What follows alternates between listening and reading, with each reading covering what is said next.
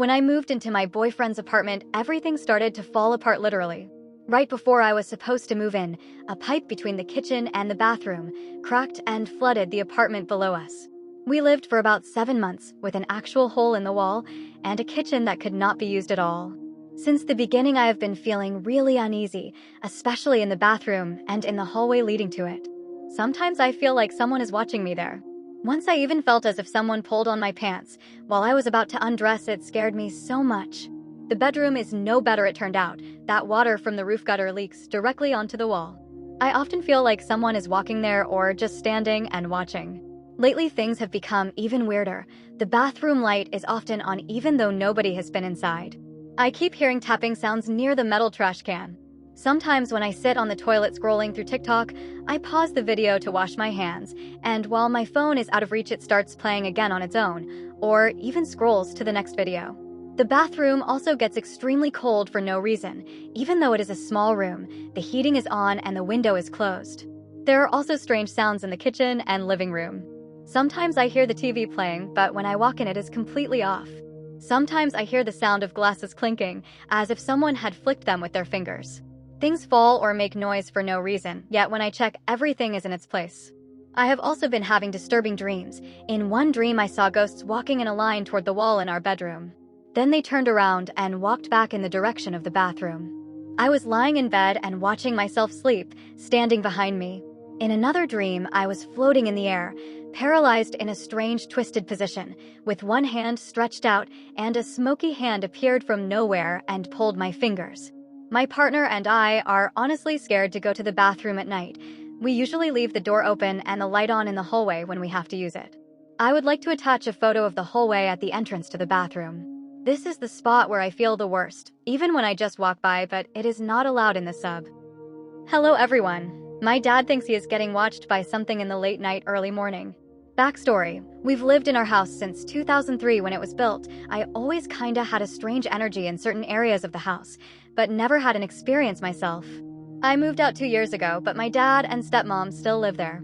My dad works insane hours, 12 or 13, and works 6 days a week, so this could be sleep deprivation, but still. My stepmom works early hours due to her job, and says goodbye to my dad every morning. My dad told me 2 weeks ago that sometimes when he's falling back asleep, he will see a black mist go across his room followed by a loud bang. When he looks around, he sees a shadow, but says it has a terrible energy. Luckily, nothing has happened, but I would like advice on if there's something I can do to get rid of whatever it is. I believe him because he is usually a skeptic and wouldn't make this up out of the blue. I would just like advice on what to do. I want to help him, thanks. Okay, so kind of a long story, so I'll summarize. I have 20 acres out in southwest Texas in the mountains, by the Sierra Diablo mountain range. I used to be a regional trucker and absolutely love that area. So when the offer came up, I jumped on it. Anyway, I went out there a couple years back, determined to stay out on my property at least one night. I had the most amazing fajitas of my life and burned some old dead cactus in my rock fire pit. It was beautiful, the sunset, the stars, oh my god, like a dream come true. But about sundown, I saw a black animal in the wash hiding in the brush and trees. But it's kinda open range, so I just chalked it up to my neighbor's cows, but the thing was definitely eyeing me. I went on about my evening, had some wine in memory of some past relatives, watched the fire die down, and was just gonna sleep in the truck that night. This is where things got weird. There's very little cell service out there. I had barely enough time to check the weather and make the back seat into a bed for the night. I covered the windows and fell asleep for a while when I suddenly woke up. My heart racing and had a horrible feeling. I tried to resist the urge, but I peeked out the window and saw a tall, dark gray figure on my neighbor's property slowly heading in my direction. Before I knew it, I was seeing strange things out the back window, and soon all around the truck. I was finally like, EFF this, and jumped in the driver's seat, tore all the blinds down, and turned on my brights where I saw something scurry out of the light. I tore us out of there. A few miles back on the main road, I felt so defeated driving to the lady in town for a room for the night. But the weirdest part of all was, when I called the old owner to tell her about how everything was going with the property, she asks if I felt safe out there, cause a lot of people didn't feel safe. It's maybe a mile to the nearest person, and I'm a really big, naturally built guy in great shape, so to be scared of anything is out of character for me. The best part is I'm gonna be back out there soon for vacation, and fully plan on staying out there again. We'll keep y'all updated. Just looking for some advice or anything to do with an event that happened recently. Since myself and my partner have moved into our house, we have had a lot of creepy things that have happened, ranging from footsteps to doors opening by themselves. Something happened last week that has made me wonder if I should be concerned, as we have previously just ignored the other things happening. My partner decided to walk to the store to grab some things we needed. After he walked downstairs, I was with my dog in the master bedroom. He was kinda jumping around and being playful. I went across the hallway to the guest bedroom door, which is right at the top of the stairs. After I had grabbed something out of the room, I closed the door. All of the hallway lights were off at this time. I heard my partner call for my dog from the bottom of the stairs in the same sing-song way he does it. My dog looked down the stairs and then ran into the master bedroom, and I followed. Something just felt off. There was no distinction from my partner's voice, but it was strange. I rang my partner to ask if he was downstairs, but he had already walked to and was in the store. I don't know what was calling my dog's name in my partner's voice. I didn't respond and didn't dare look too closely at the bottom of the stairs, as we have seen figures peeking back previously. I was 13 years old when this happened. I was visiting my grandparents, who lived in a small 4-apartment building. They lived on the ground floor. To picture the layout when you entered, there was a hallway leading to the kitchen. From there, a small corridor led to the living room, and further down were 2 bedrooms, another hallway, and the bathroom. Whenever I stayed with my grandparents, my grams and I had a tradition where we'd stay up late, watching Midsummer Murders. Comfort ritual, same spot on the couch, and every single visit. It was around 1 a.m. and the apartment was quiet, lights dimmed down, TV murmuring in the background.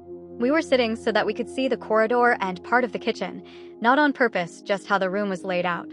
Out of nowhere, we heard it clear as day. The front door opening followed by heavy footsteps walking into the kitchen. My grams and I froze and looked at each other. I whispered, "You're not expecting anyone this late, right?" She shook her head. We both got up, hesitating but curious, and walked toward the kitchen. When we got to the kitchen, every single cabinet was wide open. Not cracked, not bumped, completely open. Like someone had swung them open all at once. No one was there, no sound, just silence. Grams went to check on the front door to see if it was open, but it was locked.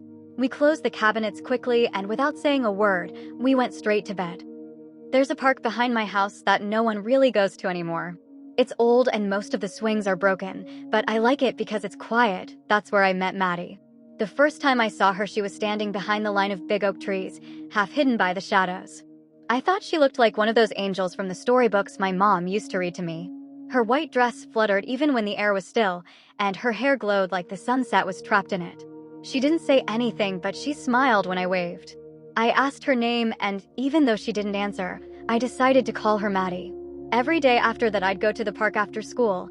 My mom thought I liked the swings, but really I just wanted to talk to Maddie. I'd tell her about my day, about how the mean kids at school said my drawings were weird. Maddie never said anything, but her eyes were soft and kind, like she was listening to every word. Sometimes I'd imagine her flying. I'd tell her she must be really good at it because angels always are. I'd look up through the trees and tell her that maybe one day she could teach me how. Every day, me and Maddie under those old trees. I even started bringing her flowers I picked on the way. She never took them, but I'd lay them by her feet and pretend she did. Then one day my mom came to find me. I was sitting in the grass, talking to Maddie about how clouds probably feel like cotton candy when I heard her yell my name. When I turned around, she looked scared. She ran over and grabbed my shoulders. Her hands were shaking.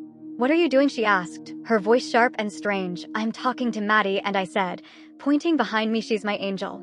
Mom's face went pale. She looked past me, and her mouth opened, but no words came out. I didn't understand why she looked so sad. "How do you know her name?" she asked quietly. I pointed to the ground. There was a card lying there, half covered by dirt.